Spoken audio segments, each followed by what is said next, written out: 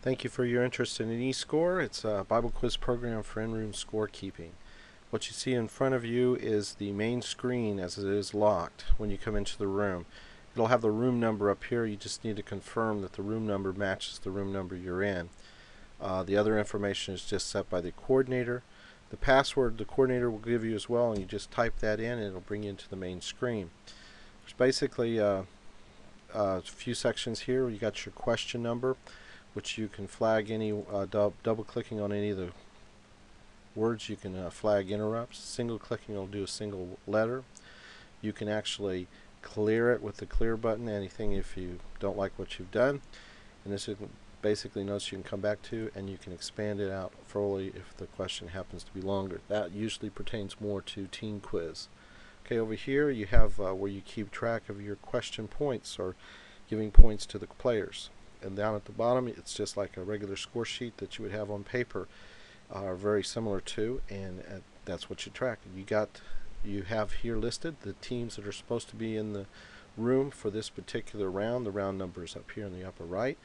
In this case, it's the Believers and the Crackle. What you do is you make the teams sit down and you set them up accordingly. The red team will always be on your left. The green team on the bottom will always be on your right. If they sit differently, you just hit swap teams and it'll bring the teams down. You need to do this before you start seating quizzers, just to make things simple. Putting the Believers on the bottom, and then it comes down to sitting the quizzers in their seats. Once you get the teams oriented right, you come up here to this, and this is new. If you right click on the team on the seat position, you can select the quizzer you want to sit in there. This makes it a little bit easier for seating the quizzers. You go over to red 1, seat 1, we'll put Stuart there, and it doesn't, you can put them in whatever order they are, and it will automatically order them. If you're short any, don't worry about it. It'll just leave it blank, and it sorts the quizzers by their seat order down here. Okay, now you're ready to begin, and we start the match. The quizmaster reads the first question.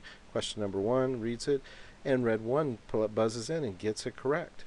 If by chance, and that's what you would buzz in first, and if he gets it wrong, you just click it a second time and it'll take the points away. If it's a reread, you just go over and add the next question. And if you mess up, you can just click it a third time and clear off the points. In this case, he gets it right. We're going to go on, and we're going to give red 1 the first 5 or 6 questions here right. And I want to show you how quiz out works. When you hit the 6 questions, as designated up here, quiz outs and 10 points bonus, you can change it for Bible quiz. You click on it, and it pops up a little bubble here that says quiz out. Everything else still works the same.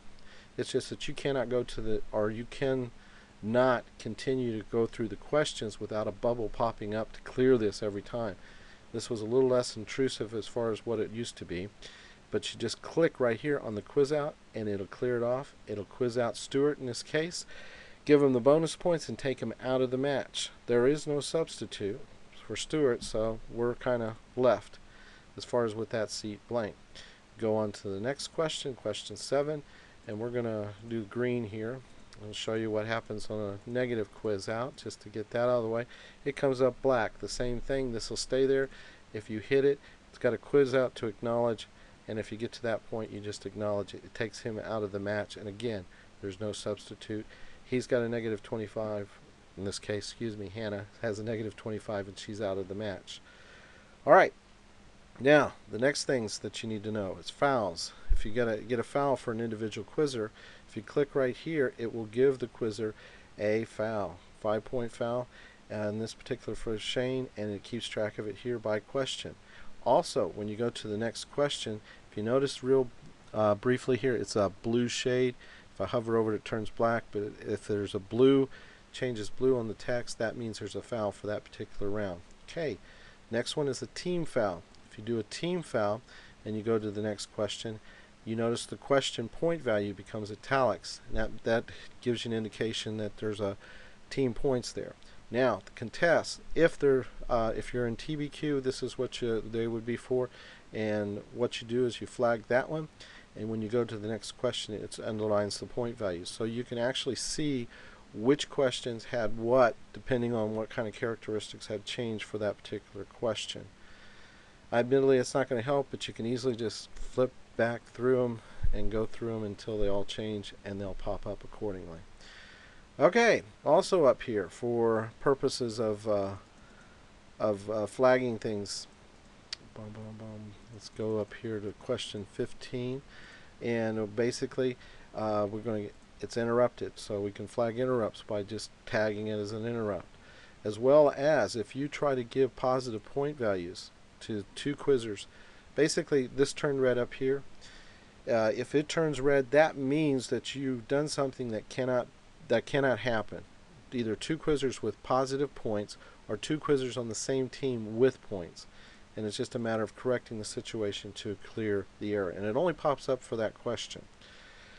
Okay, now you've got team fouls as well. Like I said, they're flagged there. I've got everything there.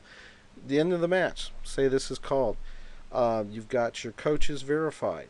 That's what that's for as far as that goes. You want to have the coaches verify the questions or the point values. You can read through them, have them come up and look at them. Right here next to each name is the total for each quizzer. Right above the team name is the total for each team. And once those have been verified and scores read, you hit coaches verified, come up here, hit save data, and it'll write it to the thumb drive, take it back to the stat room, and then you can go on to the next round. And occasionally you may have it pop up the number colors change here. You can easily fix that by just clicking on the colors right here to the left, just to keep yourself straight. Okay, now a few other minor details. Timeouts, that's what these are tracked for. If the fourth timeout, you get a team foul. Judges ruling for JBQ only. If you get call more than two, it's a team foul, and that's the purpose of tracking the team fouls and the timeouts. Failed contests, and it tracks them according to what you answer no up here. That means on the third one you get a foul or start getting fouls for failed contests, and that's the reason for tracking those. And that should cover it pretty much. There are probably a few more features here that could be shown, but due to time constraints, I'm trying to keep it brief, okay? But there you go. That's it in a nutshell. If you got any questions or comments, feel free to contact me at my website at impressivesoftware.com. That's impressivesoftware.com. And check me out. Thanks.